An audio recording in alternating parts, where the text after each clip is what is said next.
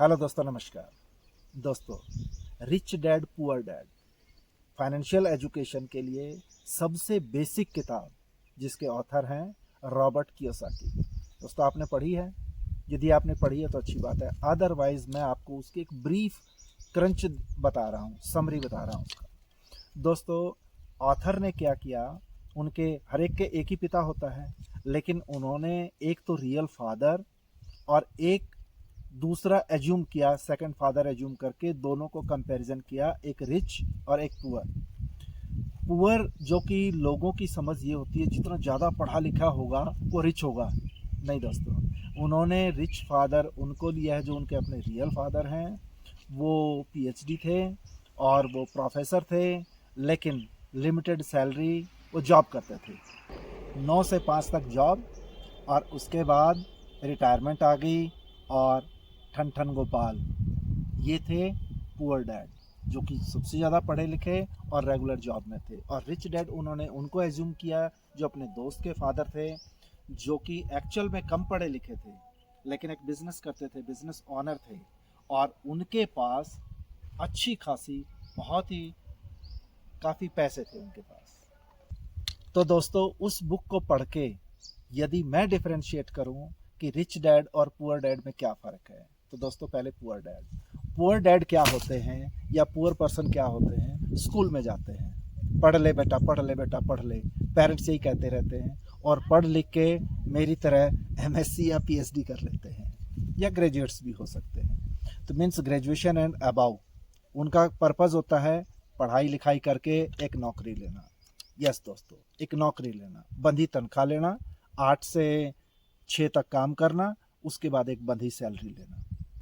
उनकी एक खासियत होती है, वो पढ़ते खूब हैं, बहुत पढ़ते हैं, लेकिन सिर्फ एकेडमिक बुक्स पढ़ते हैं, यानी कि अपने सब्जेक्ट मैटर की ही किताबें पढ़ते हैं। ये पुअर डैड, इनका पर्पज़ होता है एक जॉब लेना, यानी पढ़ लिख के, खूब पढ़ लिख के एक जॉब लेना। और इनकी खासियत होती है 40 घंटे हर सप्ताह काम करना, यानी डेली कम से कम 8 घंटे काम करना। तो दोस्तों, ये करते हैं दूसरों के लिए काम, अपने लिए नहीं। ये दूसरों के लिए काम करते हैं, दूसरे इन्हें तनख्वाह देते हैं, पढ़े लिखों को सिर्फ सैलरी पे देते हैं। ऐसे लोगों को सारी ज़िंदगी डेप्ट में गुजारा होता है, जिसको डेट भी कहते हैं, डेप्ट भी कहते हैं, यानी कर्जे में गुजारा होता है। उनको बाईसाइकिल लेनी हो, कार लेनी हो, घर लेना हो, हर चीज़ कर्जे पे, ईएमआई पे। तो ये उनकी खासियत होती है। और जब उनकी रिटायरमेंट होती है तो रिटायरमेंट भी थोड़े से पैसों के साथ होती है। ये जो पुअर डैड होते हैं, ये अपनी जॉब के बाद अपनी जॉब अपने बच्चों को ट्रांसफ़र नहीं कर पाते दोस्तों। उनके बच्चों को फिर से दोबारा से जीरो से स्टार्ट करना पड़ता है। तो ये होते हैं पुअर डैड या पुअर माइंडसेट के लोग।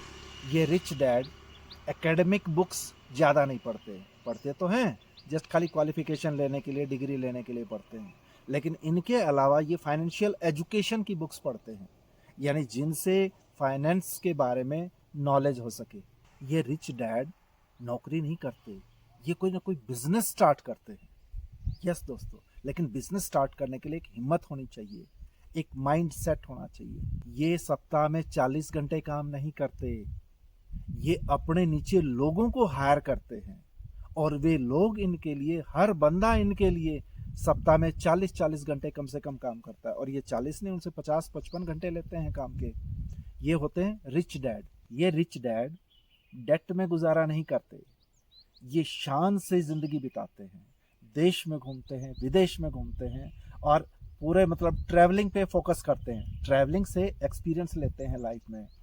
और दोस्तों, पुअर डैड तो रिटायर होते हैं पुअर, लेकिन रिच डैड रिटायर होते हैं यंग, यानी कि इन्होंने नौकरी की तरह 60 साल तक काम करने की ज़रूरत नहीं होती दोस्तों। ये 50 में, 52 में, मैक्सिमम 55 साल में रिटायर हो जाते हैं। तो दोस्तों, कमेंट में लिखना कि आप रिच डैड बनना पसंद करोगे या पुअर डैड बनना पसंद करोगे। दोस्तों, मेरा वीडियो यदि अच्छा लगे तो इसको लाइक करना, कमेंट करना, और मेरे चैनल को सब्सक्राइब करना। Thank you, have a nice day, bye.